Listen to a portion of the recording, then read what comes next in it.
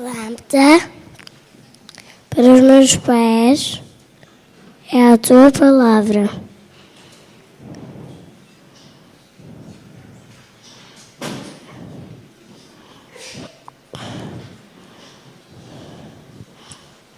Luz para o meu caminho. Salmos 119, 105.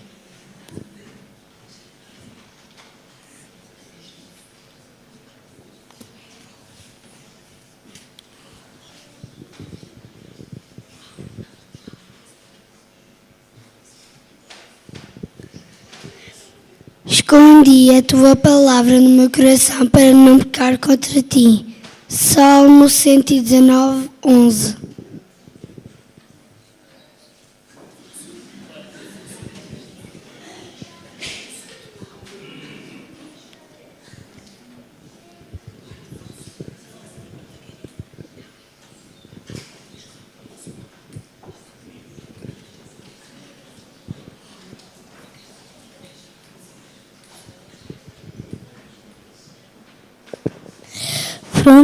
Portanto, ide ensinai todas as nações, batizando-as em nome do Pai e do Filho e do Espírito Santo, ensinando-as a guardar todas as coisas.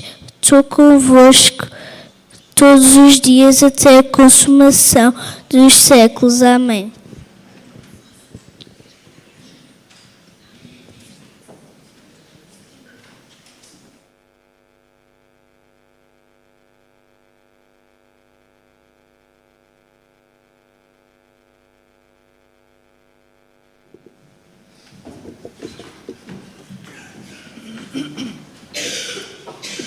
Vamos abrir as nossas Bíblias, Lucas 2, 39 a 52.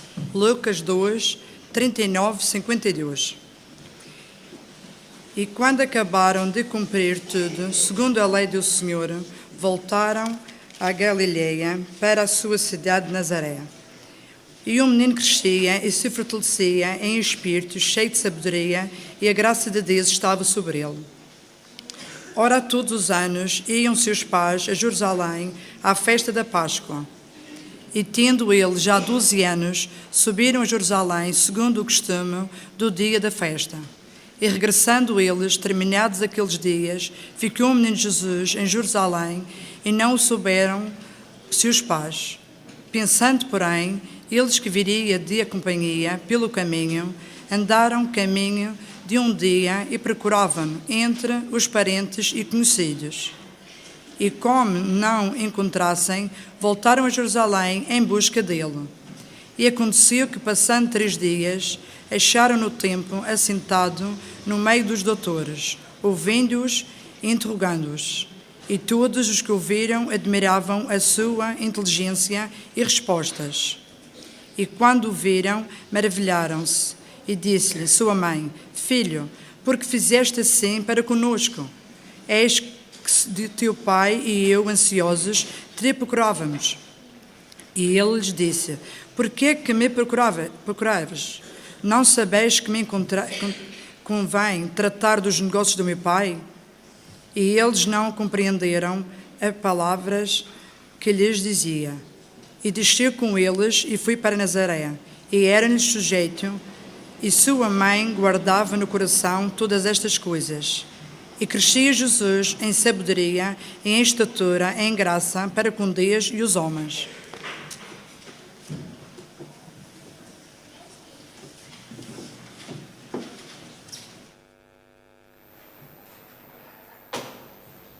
Queridos irmãos, gostaria de saudar a Igreja do Senhor neste momento, desejando a todos um sábado feliz. E, acima de tudo, desejar que as bênçãos do Senhor estejam no coração de cada um de nós. Queridos irmãos, queridos amigos que aqui vêm, é meu desejo sincero que possam levar daqui o que vieram buscar. Se vieram em busca de paz, se vieram em busca de conforto para o vosso coração, se vieram em busca de amor, ou quaisquer outras virtudes do coração de Deus, que possam levá-las, porque Deus, posso-vos garantir, Ele está ansioso para derramar sobre os seus filhos, sobre aqueles que verdadeiramente o buscam, todas as bênçãos que nós precisamos para a nossa vida, para a nossa existência. Gostaria de saudar também aqueles nossos amigos que nos acompanham pela internet, dizendo-lhes que Deus, neste momento, apesar de nós estarmos fisicamente longe uns dos outros, o Senhor também está convosco. E deixem neste instante que o Espírito de Deus possa trabalhar no nosso coração, possa trabalhar no coração de todos nós, que unidos pelo desejo de ouvirmos o que Deus tem para nos dizer nesta manhã. A história que a irmã Rosário leu, e muito obrigado pela leitura, irmã Rosário, ela fala-nos a respeito de um casal que, em desespero, depois de ter perdido o seu pequeno menino de 12 anos, durante 3 dias vagaram pela cidade de Jerusalém em busca do seu pequeno. Meus caros irmãos, se nós pensarmos no coração apertado de Maria e de José, nos iríamos solidarizar com eles diante da angústia que poderiam ter sofrido. 3 dias, certamente, foram um período longo demais para o coração amorável de uma mãe e de um pai poderem suportar a ausência do seu filho. Principalmente nas longas horas da noite, daqueles 3 dias, eles pensarem o que poderia ter acontecido de mal com o seu pequeno Jesus. Maria sabia muito bem que o pequeno infante que lhe tinha sido confiado era nada mais, nada menos do que o aguardado Messias que haveria de vir ao mundo. Imaginem o sentimento de responsabilidade e o peso que lhe recaía no coração por saber que ela tinha perdido o Filho de Deus. Meus caros amigos, pensem no grande valor que para Deus cada um de nós representa. E pensem no peso que poderá representar a perda da nossa alma para a eternidade. Quando comparamos isto com o grande privilégio que temos de ter sido salvos por Jesus Cristo. A Bíblia nos diz que nós fomos, como estudamos hoje na lição da Escola Sabatina, fomos predestinados para a eternidade. Mas existe apenas uma única condição que pode determinar que esta predestinação não aconteça na existência de qualquer um de nós. E a única condição é a nossa vontade. Deus nos escolheu para sermos salvos. Deus fez todo o esforço para que cada ser humano que viveu sobre a terra pudesse voltar a viver e a viver eternamente. Mas é a vontade humana que Deus até o último instante respeitará, e será esta a única condição que poderá impedir alguém de viver para sempre com Deus, apesar de todos os esforços que foram feitos por Deus, que foram feitos pela divindade. Meus caros amigos, nesta manhã gostaria de partilhar algumas citações que foram escritas por uma senhora que viveu no século passado e morreu, aliás, que viveu há 2 séculos e morreu no início do século passado, Ellen White, e que, através de inspiradoras mensagens, ainda hoje continua a motivar muitos cristãos que pelo mundo afora procuram fielmente fazer a vontade de Deus. De maneira que nesta manhã não vos irei trazer propriamente uma série de ideias organizadas e preparadas por mim, mas sim irei ter a oportunidade de partilhar com os irmãos algumas ideias escritas por esta senhora. Já agora, estas frases ou estas declarações feitas por Ellen White foram escritas no ano de 1888. E aqueles que conhecem um pouco da história do movimento adventista hão de se recordar que o ano de 1888 foi o ano em que aconteceu uma importante reunião de todos os membros e dirigentes do então florescente movimento adventista, que àquela altura contava mais ou menos com cerca de 20 anos como movimento organizado. Um período em que as pessoas estavam muito interessadas em compreender algumas doutrinas bíblicas que ainda não eram muito bem entendidas por aquele grupo de cristãos. E nesta altura, então, Ellen White apresenta algumas recomendações a respeito da importância do reavivamento e da missão que Deus nos confiou. Recordam-se que há poucos instantes a Mariana nos leu o texto de São Mateus, do capítulo 28, os versos 19 e 20, onde Jesus, há cerca de 2000 anos atrás, deixou aos seus discípulos a recomendação de que eles deveriam ir pelo mundo afora, batizando e fazendo discípulos todos aqueles a quem fosse apresentada a mensagem de Jesus e os seus ensinamentos. E mesmo passados já 2000 anos, esta mesma missão, esta mesma responsabilidade continua, meus queridos amigos, a recair sobre cada um de nós. Sabem, é muito bom fazer parte de uma igreja como esta. Ter, por exemplo, como na nossa congregação, um culto tão organizado. E vou-vos dizer, meus queridos amigos, é um grande privilégio. Pessoalmente, e digo de forma muito egoísta aqui, por mim mesmo é um grande privilégio poder, por exemplo, começar com um longo período de adoração, cada momento de reflexão da Palavra de Deus, acompanhado por música de boa qualidade, acompanhado por várias atividades que têm como objetivo levar-nos até uma comunhão de sintonia com o coração de Deus, de modo para que no momento em que a Palavra de Deus seja aberta diante de nós, nós efetivamente possamos estar em grande nível de sintonia com Deus. Mas deixem-me dizer-vos uma coisa. Será que não era bom poder partilhar este mesmo tipo de culto de adoração com muitas mais pessoas que vivem na nossa cidade, que vivem no nosso bairro, com muitas pessoas que são membros da nossa família, pessoas que nós conhecemos e que, quem sabe, gostaríamos que pudessem estar conosco? Sabem, reavivamento é algo que os cristãos ao longo dos últimos séculos vêm procurando. Todos nós desejamos viver uma experiência real e significativa com Deus. Mas talvez a grande pergunta que muitos de nós façamos neste momento é: o que é necessário para que a nossa vida, em termos religiosos, possa adquirir a notoriedade e possa adquirir, acima de tudo, a força que os discípulos e que o próprio Jesus experimentaram? Gostaria, portanto, de partilhar convosco algumas ideias escritas por esta senhora ainda no final do século XIX. Ela diz o seguinte, a certa altura, neste discurso que escreveu: se fôssemos trabalhar como Cristo planeou, que os seus apóstolos trabalhassem e ganhar almas para a verdade, sentiríamos necessidade de uma experiência mais profunda e de um conhecimento maior das coisas divinas e teríamos fome e sede de justiça. Lutaríamos com Deus em oração e a nossa fé seria fortalecida e a nossa alma beberia mais fartos goles na fonte da salvação. Encontrar oposição e provações impelir-nos-ia para a Bíblia e para a oração. E depois avançaríamos como obreiros juntamente com Deus, a fim de abrirmos as Escrituras diante das pessoas e cresceríamos em graça e no conhecimento da verdade. E a nossa experiência seria mais rica e fragrante. Entre as várias ideias que aqui nos são apresentadas, o que Ellen White comenta é que, para que possamos experimentar uma relação mais íntima com Deus, nós precisamos estar disponíveis a sair e a cumprir a missão que Jesus nos confiou de levar a outros o conhecimento da vontade de Deus.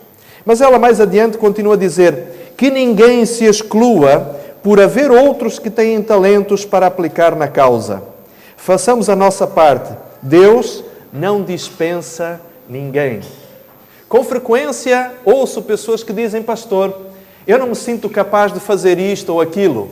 E é verdade, meus queridos amigos, quando Deus nos pede algumas tarefas, Ele coloca diante de nós grandes responsabilidades.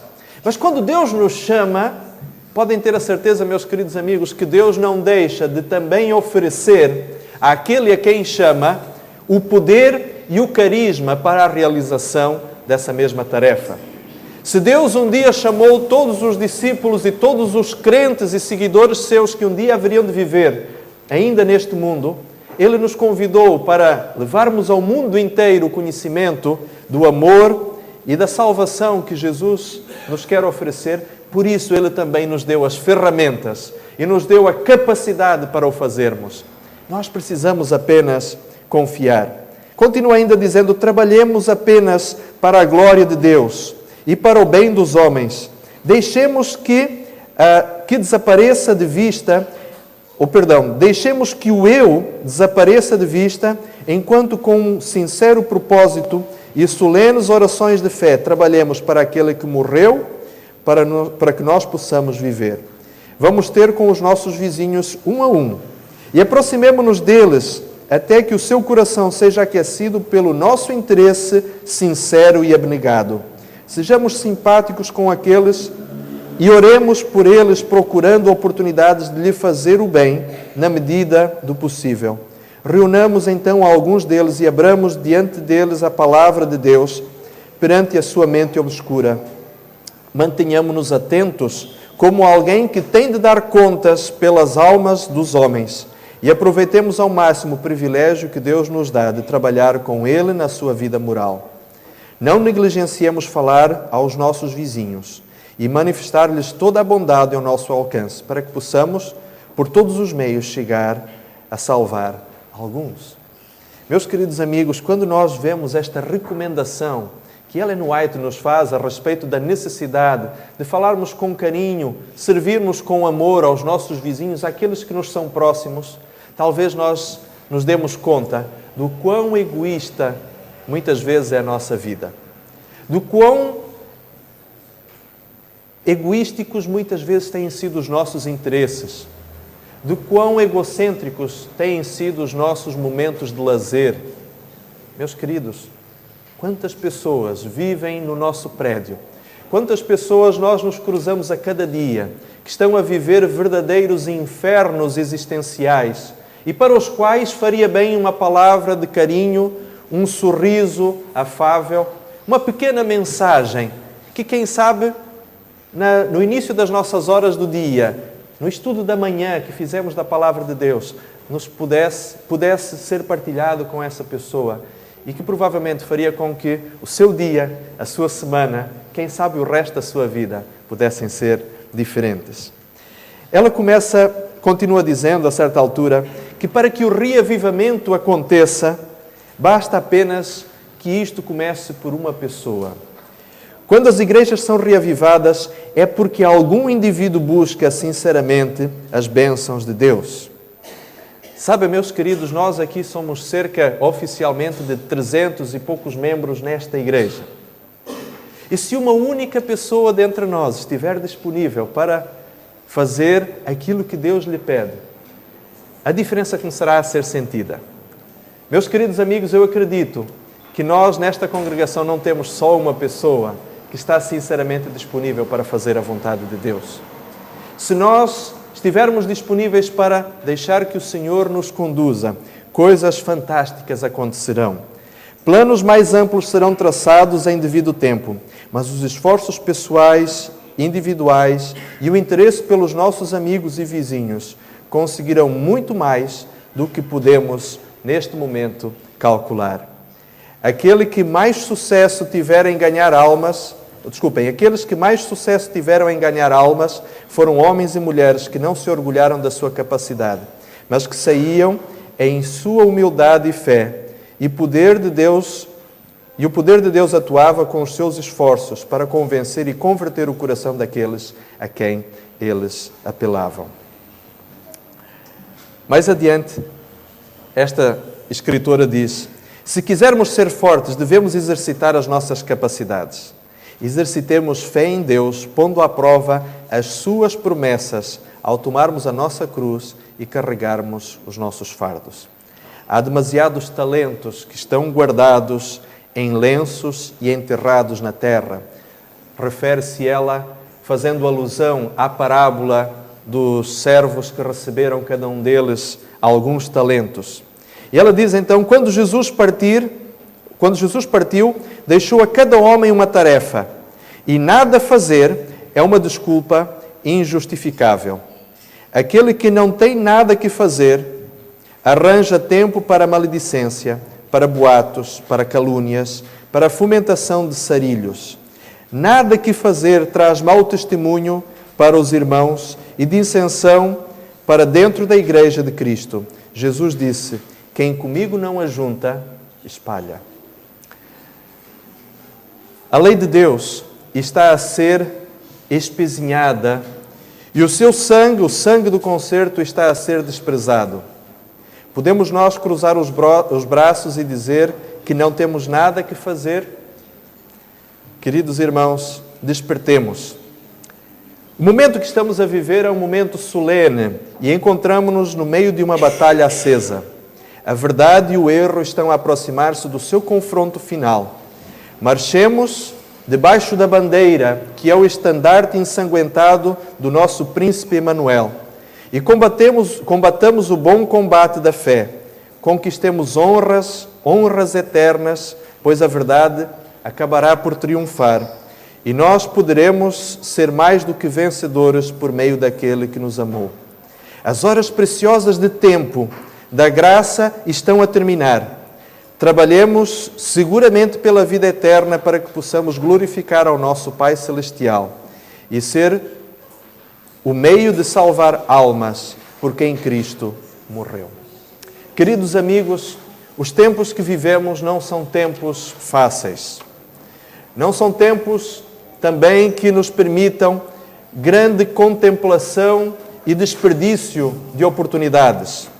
Por isso, o Senhor nos prepara e nos convida a que tenhamos uma atitude muito mais dinâmica, uma atitude muito mais proativa, uma atitude de mais busca do seu poder, para que então não só possamos promover a própria salvação da nossa alma, mas também de todos aqueles com quem o Senhor nos permite conviver. E gostaria de concluir esta meditação com a leitura da Epístola de São Pedro, da segunda Epístola do Apóstolo São Pedro, o capítulo 3, e nós leremos os versos 13, 14 e 18. Segunda Epístola de São Pedro, capítulo 3, os versos 13, os versos 14 e o verso 18. Segunda Epístola de São Pedro, capítulo 3, diz assim: mas nós, segundo a sua promessa, aguardamos novos céus e nova terra, nos quais habita a justiça. Pelo que, amados, apela o apóstolo Pedro, guardemos estas coisas. Procurai que dele sejais achados imaculados e irrepreensíveis em paz. O verso 18 diz: antes crescei na graça e no conhecimento do nosso Senhor e Salvador Jesus Cristo.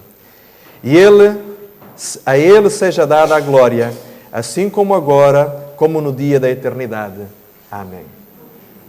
Queridos amigos, muito mais cedo do que provavelmente esperamos, Jesus acabará por voltar a este mundo. Jesus Cristo já fez tudo o que esteve ao seu alcance para salvar a humanidade.